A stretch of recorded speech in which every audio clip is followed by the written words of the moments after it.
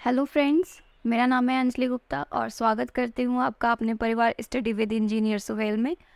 तो हम लोगों ने अपने सीडीपी के सीरीज़ में जो है कुछ थ्योरीज़ को पढ़ रहे थे।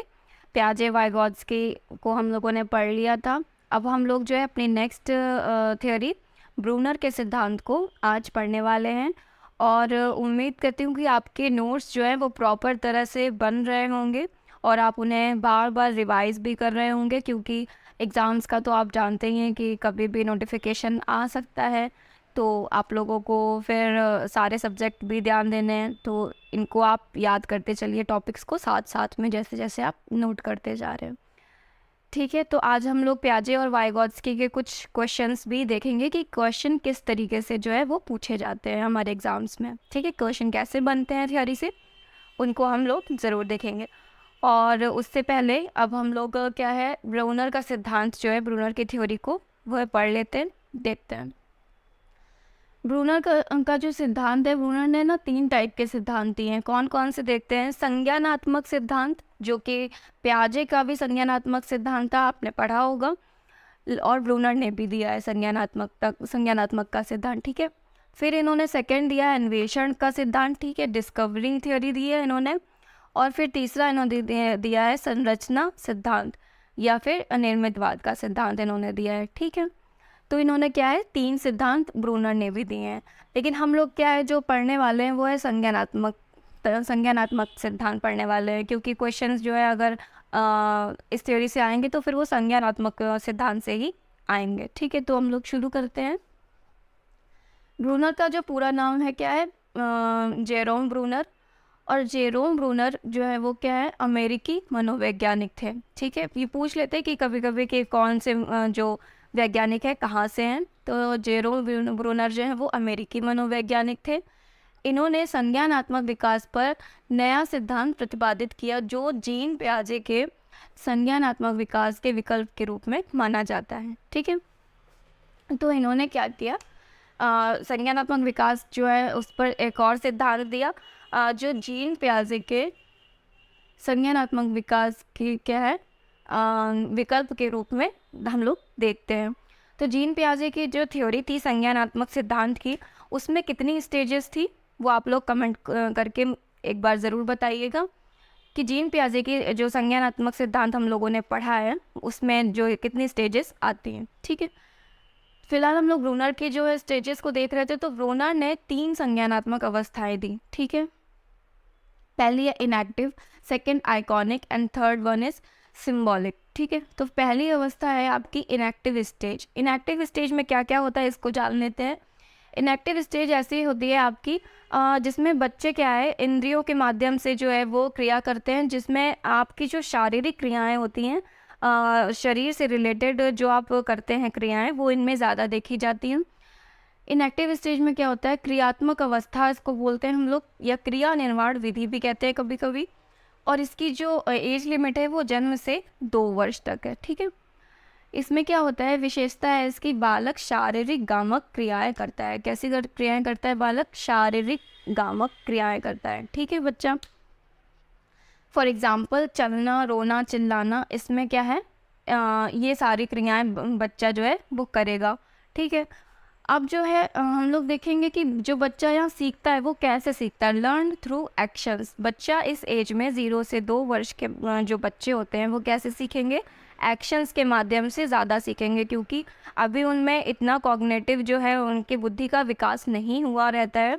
तो वो सिर्फ क्या करते हैं, इंद्रिय गामक जो है क्रियाएं करते हैं। ठीक है, जैसा हम लोगों ने प्याजे की थ्योरी में पढ़ा था कि बच्चे जो इस वक्त क्या करते हैं, इंद्रियों से रिलेटेड जितनी भी क्रियाएं हैं वो सब करेंगे। ठीक है, आपकी मूल प्रवृत्ति से रिलेटेड जो भी क्रिया है वो सब करेंगे।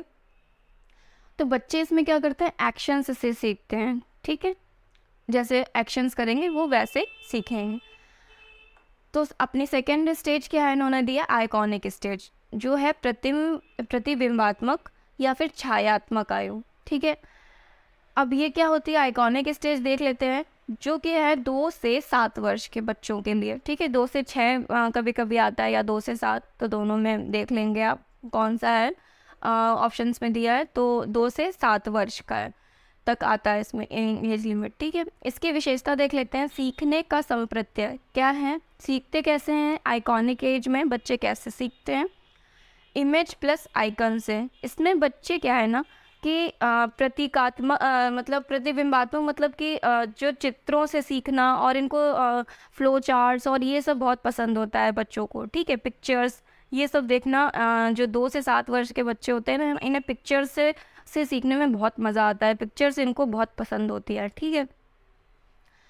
आप देखते होंगे छोटे बच्चे होते हैं कितना टैटू का शौक़ होता है, मतलब पिक्चर्स उन्हें बहुत ज़्यादा पसंद होते हैं, ठीक है, इस एज के बच्चों को। तो वो उससे सीखने के लिए ज़्यादा एबल होते हैं, ठीक है। सीखने का संप्रत्यय कैसा है, इमेज प्लस आइकन से। और इस एज में आपको पता ही है कि शुरुआत के 5 वर्ष में बच्चा रटने का कितना ज़्यादा शौक़ होता है, उसको कितना ज़्यादा उनमें रटने की क्षमता होती है। तो वो बच्चा क्या होता है, इसमें भाषा का महत्व होता है, इसमें बहुत तेज़ इन लोगों की, बच्चों की जो होती है 2 से 7 वर्ष में, वो कैप डेवलपमेंट बहुत तेज़ होती है, ठीक है।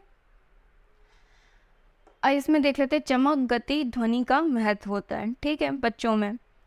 तो और इसके एग्जांपल्स क्या हैं, maps, flow charts and diagrams. बच्चे इन सब के माध्यम से है जो बहुत ज़्यादा सीखने को जो है उत्सुक रहते हैं, ठीक है। ये हो गया जो है हमारी प्रतिबिंबात्मक अवस्था, आइकॉनिक स्टेज, आपने समझा होगा इसको। फिर हम देख लेते हैं अपनी थर्ड जो स्टेज है, सिंबॉलिक स्टेज। सिंबॉलिक स्टेज में क्या आता है, आपका प्रतीकात्मक चरण, ठीक है। प्रतीकात्मक चरण की जो आयु है वो क्या है, 7 से 15 वर्ष, या फिर ऐसा आ सकता है कि 7 से ऊपर के जो भी बच्चे हैं वो किस तरह से सीखने में बिलीव करते हैं, सिंबल्स से, ठीक है ना। जो अब जो बच्चे हैं फिर इनकी विशेषता क्या है, जो 7 से 15 वर्ष की आयु तक है, इनमें जो ब्रूनर का कहना था कि इनकी सिंबॉलिक स्टेज में क्या विशेषता आएगी, अमूर्त चिंतन अवस्था, ठीक है। अब ये क्या है, बच्चे जो है अमूर्त चिंतन पे ज़्यादा फोकस करेंगे। अमूर्त चिंतन का मतलब क्या है कि जो चीज़ उनको वस्तु दिख नहीं रही है सामने, लेकिन हाँ वो उसके बारे में सोच ज़रूर सकते हैं, ठीक है, उसके बारे में चिंतन कर सकते हैं, बात कर सकते हैं, इमेज क्रिएट कर सकते हैं, इमेजिन कर सकते हैं, ठीक है बच्चे। तो क्या है, अमूर्त चिंतन की अवस्था ये होने लगती है। फिर है इसमें विचारों को विकसित करने की अवस्था। अब बच्चा क्या है, क्रिएटिव हो गया है 7 से 12 वर्ष में, अब उसमें क्रिएटिविटी जो है वो आने लगी है, अमूर्त चिंतन कर सकता है, इमेजिनरी एज हो गई है, अब बच्चा इमेजिन ज़्यादा कर सकता है चीज़ों को। तो क्या है, उसके विचारों में भी तो आएगा चेंजमेंट, तो वो विचारों को भी ज़्यादा जो है महत्व देने लगता है, और वो विचारों को विकसित करने की अवस्था होती है, ठीक है। इसके एग्जाम्पल्स देख लेते हैं सिंबलिक स्टेज में। एग्जाम्पल्स क्या है आपके, लैंग्वेज, मैथमेटिक्स और सिंबल्स। बच्चे क्या है ना सिंबल्स के माध्यम से इसमें ज़्यादा जो है सीखने के लिए जो है तैयार रहते हैं इस एज में, प्रतीकात्मक चरण में। तो जो ब्रूनर का सिद्धांत है बहुत ज़्यादा इसमें कुछ सीखने को नहीं है, आपकी ये स्टेजेस जो हैं इनमें से क्वेश्चन बन जाते हैं। बाकी ब्रूनर का सिद्धांत जो है संज्ञानात्मक का, उसमें 3 स्टेजेस, ये पूछ लेते हैं कि इसमें कितनी अवस्थाएं होती हैं, ये थोड़ा ज़्यादा इम्पॉर्टेंट इसमें रहता है कि कितनी अवस्थाएं। तो आपकी ये जो है वो 3 अवस्था, ठीक है। तो अब आप इसका जो है स्क्रीनशॉट ले लीजिए, और फिर हम लोग इसके बारे में आगे बात करते हैं और कुछ क्वेश्चंस को देखेंगे, ठीक है। आप स्क्रीनशॉट ले लीजिए एक बार।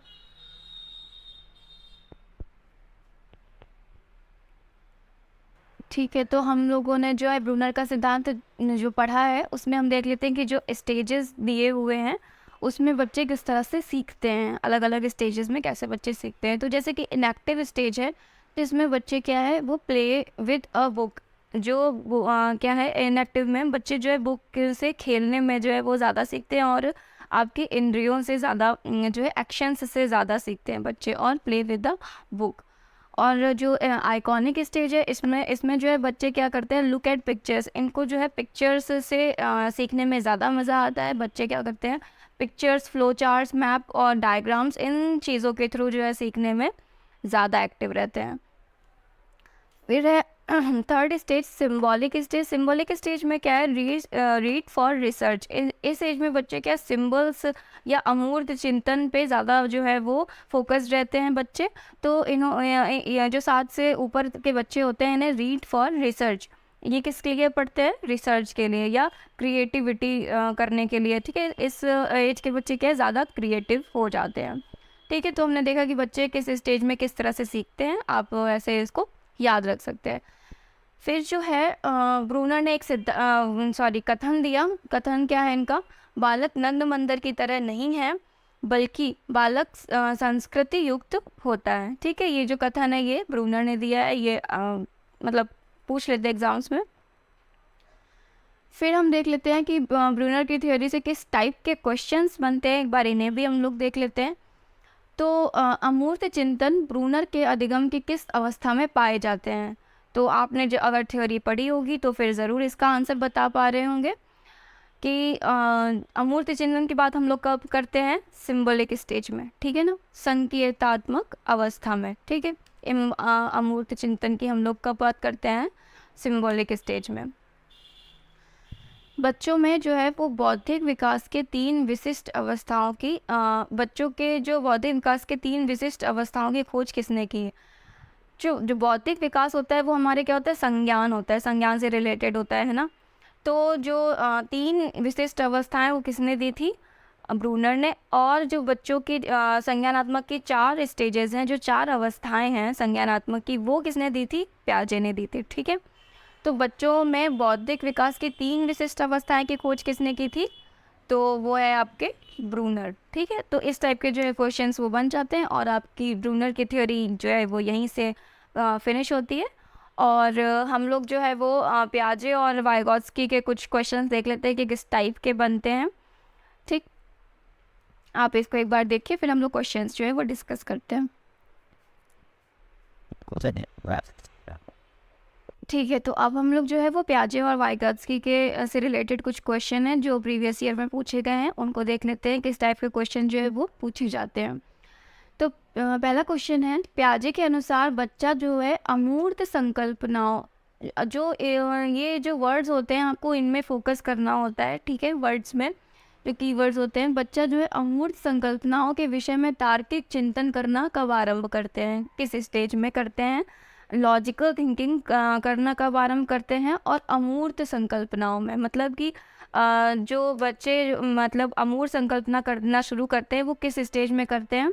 आपको बताना है कि इमेजिनरी चीज़ें जो करना शुरू करते हैं वो कब करते हैं। तो हम लोगों ने पढ़ा था पहला देख लेते हैं ऑप्शन, औपचारिक संक्रियात्मक अवस्था, सेकंड है संवेदी प्रेरक अवस्था, थर्ड है पूर्व संक्रियात्मक अवस्था एंड फोर्थ है मूर्त संक्रियात्मक अवस्था, ठीक है।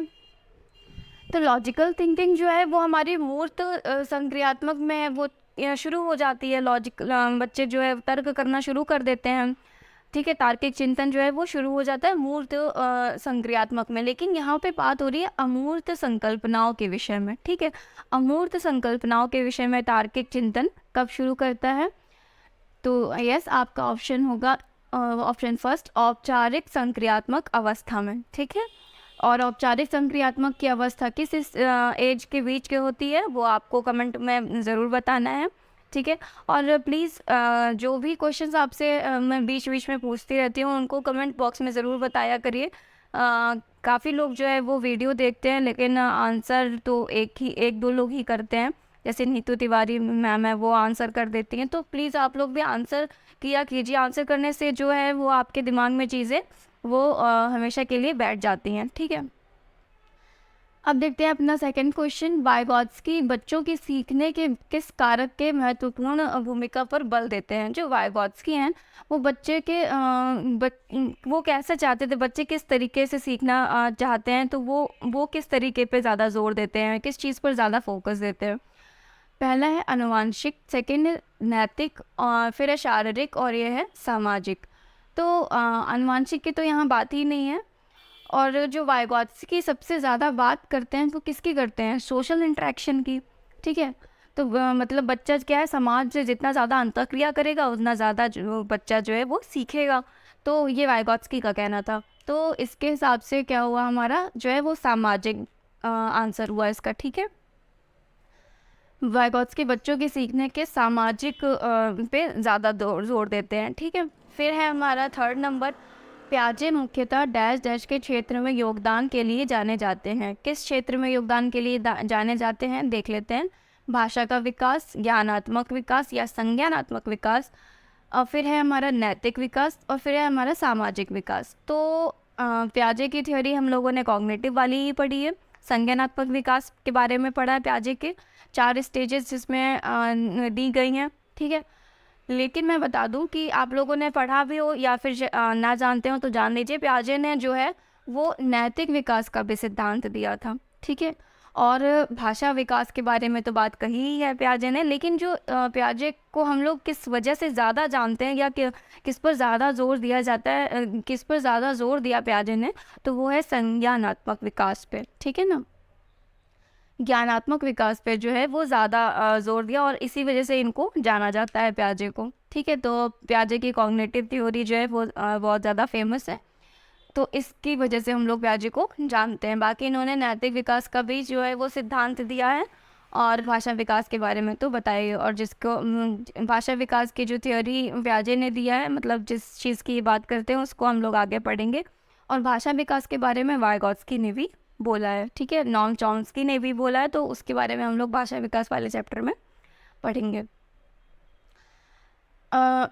फिर है हमारा 4th क्वेश्चन, वाइगॉत्स्की के अनुसार बच्चे सीखते हैं, किस तरह सीखते हैं वाइगॉत्स्की के अनुसार बच्चे? जब पुनर्बलन प्रदान किया जाता है, या परिपक्व होने से, या अनुकरण से, या वयस्कों और समवयस्कों के साथ परस्पर क्रिया से। तो अगर आपने थ्योरी पढ़ी है तो आप इसका आंसर जो है वो बहुत ईजिली कर सकते हैं।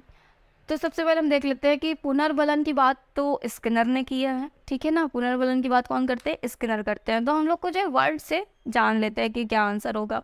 तो ये तो आंसर नहीं होगा, परिपक्व होने से इससे कोई वो नहीं मतलब। और ये अनुकरण से, अनुकरण की बात बंडूरा करते हैं, ठीक है। तो इसका जो आंसर होगा वो होगा ऑप्शन डी, वयस्कों और समवयस्कों के साथ परस्पर क्रिया करके, ठीक है। क्योंकि वाइगॉत्स्की का मानना था कि जो बच्चे जो मोर नॉलेजेबल अदर होते हैं, तो बच्चे क्या है उनसे सीखने की कोशिश करते हैं, ठीक है। अब हम देखते हैं अपना 5th क्वेश्चन, ZPD का प्रत्यय। ये मैंने टर्म आपको पढ़ाया है, zone of proximal development. ZPD का प्रत्यय किसने दिया है? बंडूरा द्वारा, प्याजे द्वारा, या स्किनर द्वारा, या वाइगॉत्स्की द्वारा, ठीक है। तो इन चारों में आपको बताना है जोन ऑफ प्रॉक्सिमल डेवलपमेंट की बात जो है वो किसने की है। तो हमने कुछ PYQ को देखा, सारे PYQ तो बोर्ड पे लिख नहीं सकते हैं, तो आप लोगों को जो है वो प्रैक्टिस ज़रूर करनी है। बिना प्रैक्टिस के तो ये नहीं आने वाली CDP, प्रैक्टिस आपको बहुत करनी पड़ेगी, ठीक है। तो इसका आंसर आप ज़रूर दीजिएगा और फिर इसके आगे की थ्योरीज हम लोग जो है वो आगे पढ़ेंगे। मिलते हैं नेक्स्ट वीडियो में, तब तक के लिए नमस्कार।